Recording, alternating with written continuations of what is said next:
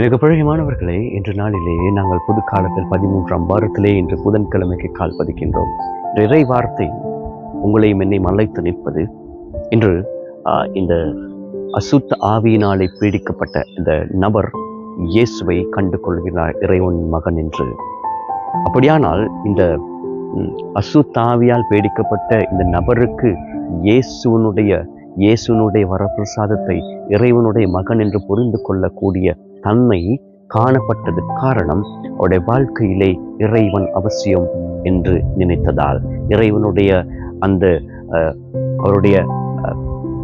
அவருடைய வழிகாட்டுதல் தேவை என்று எண்ணியதால், அவருடைய அந்த சுகம் அளிக்கும் தன்மை அவருடைய வாழ்க்கைக்கு தேவை என்று எண்ணியதால், அவருடைய வாழ்க்கையில தாழ்மை குணத்தோடு அன்று அசுத்தாவி அந்த நபரின் ஊடாக இருந்தாலும் அந்த நபரின் ஊடாக இறைவனுக்கு அந்த அந்த இடத்தினை கொடுத்து இறைவன் ஊடாக அவர்கள் ஒரு நல்ல இடத்திற்கு செல்ல வேண்டும், நான் இந்த இடத்திலிருந்து விடுபட வேண்டும், நான் மீண்டும் இறைவனுக்குள்ளே வாழ வேண்டும் என்று நினைத்ததால் அந்த நபர் இறைவனை அழைக்கின்றார்.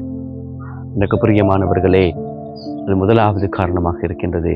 இரண்டாவது, நாங்கள் பார்க்கிறோம் இவ்வாறு சமுதாயத்திலே எந்த ஒரு கஷ்டமும் துன்பமும் இல்லாமல் வாழ்கின்றவர்கள் இருக்கின்றார்கள்.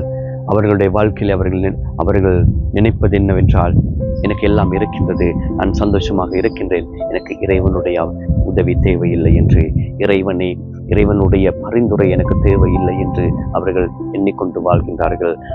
அப்படி வாழ்ந்தால் அவருடைய உள்ளம் இறைவன் ஊடாக இல்லை. அவர்கள் இறைவனை அறிந்து கொள்ளாமல் வாழ்கின்ற ஒரு பகுதியினர்களாக இருக்கின்றார்கள் என்பதனை இந்த நாளிலே உங்களையும் என்னையும், உங்களுக்கும் எனக்கும் அந்த செய்தியினை கொடுக்கின்றாய்.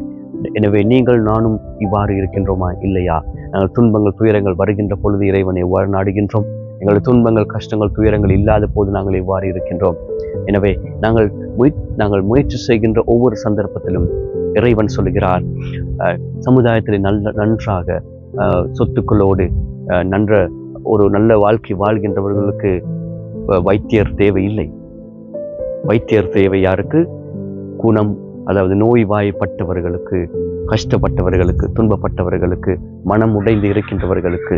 எனவே நான் வந்திருப்பது அவர்களை காப்பாற்றுவதற்காக, அவர்களுக்கு சுகம் கொடுப்பதற்காக என்று. எனவே இந்த உண்மையினை புரிந்து கொள்ள வாழ்வது